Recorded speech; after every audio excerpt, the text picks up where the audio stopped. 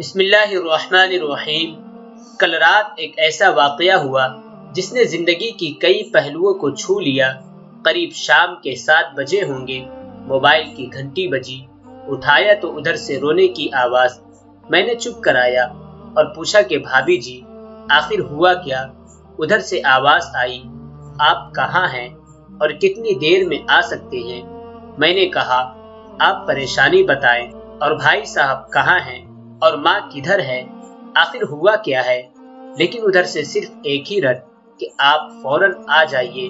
میں اسے مطمئن کرتے ہوئے کہا کہ 1 گھنٹہ لگے گا پہنچنے میں۔ جیسے تیسے گھبراہٹ میں پہنچا، دیکھا کہ بھائی صاحب جو ہمارے جج دوست ہیں سامنے بیٹھے ہوئے ہیں۔ بھابھی جی رونا چیخنا کر رہی ہیں، 12 سال کا بیٹا بھی پریشان ہے اور 9 سال کی بیٹی بھی کچھ کہہ نہیں پا رہی ہے۔ میں نے بھائی صاحب سے پوچھا کہ آخر کیا بات ہے؟ بھائی صاحب کچھ جواب نہیں دے رہے تھے۔ پھر بھابھی جی نے کہا، یہ دیکھیے طلاق کے کاغذات کورٹ سے تیار کرا کر لائے ہیں، مجھے طلاق دینا چاہتے ہیں۔ میں نے پوچھا یہ کیسے ہو سکتا ہے؟ اتنی اچھی فیملی ہے، 2 بچے ہیں، سب کچھ سیٹلڈ ہے۔ پہلی نظر میں مجھے لگا کہ یہ مذاق ہے، لیکن میں نے بچوں سے پوچھا دادی کدھر ہے؟ تو بچوں نے بتایا پاپا انہیں 3 دن پہلے نوئیڈا کے اولڈ ایج ہوم میں شفٹ کر آئے ہیں۔ میں نے نوکر سے کہا مجھے اور بھائی صاحب کو چائے پلاؤ۔ کچھ دیر میں چائے آئی۔ بھائی صاحب کو میں نے بہت کوشش کی چائے پلانے کی، مگر انہوں نے نہیں پیا، اور کچھ ہی دیر میں وہ معصوم بچے کی طرح پھوٹ پھوٹ کر رونے لگے اور بولے میں نے 3 دنوں سے کچھ بھی نہیں کھایا ہے۔ میں اپنی 61 سال کی ماں کو کچھ لوگوں کے حوالے کر کے آیا ہوں۔ پچھلے سال سے میرے گھر میں ماں کے لیے اتنی مصیبتیں ہو گئی کہ بیوی نے قسم کھا لی کہ میں ماں جی کا دھیان نہیں رکھ سکتی۔ نہ تو یہ ان سے بات کرتی تھی اور نہ میرے بچے ان سے بات کرتے تھے۔ روز میرے کورٹ سے آنے کے بعد ماں بہت روتی تھی، نوکر تک بھی ان سے خراب طرح سے پیش آتے تھے اور اپنی منمانی کرتے تھے۔ ماں نے 10 دن پہلے بول دیا تو مجھے اولڈ ایج ہوم میں ڈال دے۔ میں نے بہت کوشش کی پوری فیملی کو سمجھانے کی، لیکن کسی نے ماں سے سیدھے منہ سے بات تک نہیں کی۔ جب میں 2 سال کا تھا تب ابو انتقال کر گئے تھے۔ ماں نے دوسروں کے گھروں میں کام کر کے مجھے پڑھایا، اس قابل بنایا کہ میں آج ایک جج ہوں۔ لوگ بتاتے ہیں کہ ماں دوسروں کے گھر میں کام کرتے وقت کبھی بھی مجھے اکیلا نہیں چھوڑتی تھی۔ اس ماں کو میں آج اولڈ ایج ہوم میں چھوڑ کر آیا ہوں۔ میں اپنی ماں کے ایک ایک دکھ کو یاد کر کے تڑپ رہا ہوں جو انہوں نے صرف میرے لیے اٹھائے تھے۔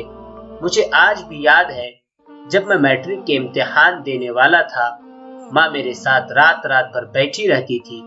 ایک بار جب میں اسکول سے گھر آیا تو ماں کو بہت زبردست بخار میں مبتلا پایا، پورا جسم گرم اور تپ رہا تھا۔ میں نے ماں سے کہا تجھے تیز بخار ہے؟ تب ماں ہنستے ہوئے بولی ابھی کھانا بنا کر آئی ہوں اس لیے گرم ہے۔ لوگوں سے ادھار مانگ کر مجھے یونیورسٹی سے LLB تک پڑھایا، مجھے ٹیوشن تک نہیں پڑھانے دیتی تھی، کہیں میرا وقت برباد نہ ہو جائے۔ کہتے کہتے رونے لگے اور کہنے لگے جب ایسی ماں کے ہم نہیں ہو سکے تو اپنے بیوی اور بچوں کے کیا ہوں گے؟ ہم جن کے جسم کے ٹکڑے ہیں، آج ہم ان کو ایسے لوگوں کے حوالے کر آئے جو ان کی عادت، ان کی بیماری، ان کے بارے میں کچھ بھی نہیں جانتے ہیں۔ جب میں ایسی ماں کے لیے کچھ بھی نہیں کر سکتا تو میں کسی اور کے لیے بھلا کیا کر سکتا ہوں؟ آزادی اگر اتنی پیاری ہے اور ماں اتنی بوجھ ہے تو میں پوری آزادی دینا چاہتا ہوں۔ جب میں بغیر باپ کے پل گیا تو یہ بچے بھی پل جائیں گے، اسی لیے میں طلاق دینا چاہتا ہوں۔ ساری پراپرٹی میں ان لوگوں کے حوالے کر کے اس اولڈ ایج ہوم میں رہوں گا، وہاں کم سے کم ماں کے ساتھ رہ تو سکتا ہوں۔ اور اگر اتنا سب کچھ کرنے کے باوجود ماں اولڈ ایج ہوم میں رہنے کے لیے مجبور ہے تو ایک دن مجھے بھی آخر جانا ہی پڑے گا۔ ماں کے ساتھ رہتے رہتے عادت بھی ہو جائے گی، ماں کی طرح تکلیف تو نہیں ہوگی۔ جتنا بولتے اس سے بھی زیادہ رو رہے تھے۔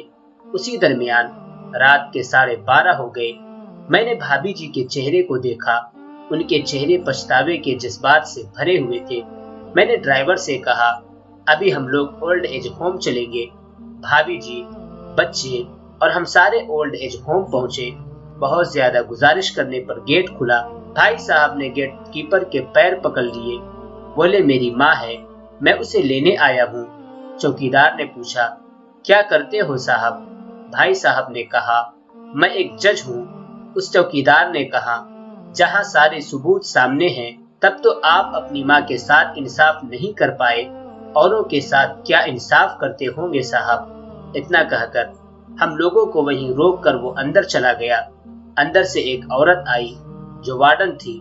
اس نے بڑے زہریلے لفظ میں کہا 2 بجے رات کو آپ لوگ لے جا کے کہیں اسے مار دیں تو میں اللہ کو کیا جواب دوں گی؟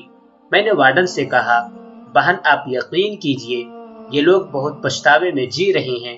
آخر میں کسی طرح ان کے کمرے میں لے گئی۔ کمرے کا جو نظارہ تھا اسے لفظوں میں بیان کرنا مشکل ہے۔ صرف ایک فوٹو جس میں پوری فیملی ہے، وہ بھی ماں کے بغل میں، جیسے بچے کو سلا رکھا ہے۔ مجھے دیکھی تو اسے لگا کہیں بات کھل نہ جائے، لیکن جب میں نے کہا کہ ہم لوگ آپ کو لینے آئے ہیں تو پوری فیملی ایک دوسرے سے لپٹ کر رونے لگی۔ آس پاس کے کمروں میں اور بھی بزرگ تھے، سب لوگ جاگ کر باہر تک ہی آ گئے۔ ان کی بھی آنکھیں نم تھی۔ کچھ وقت کے بعد چلنے کی تیاری ہوئی۔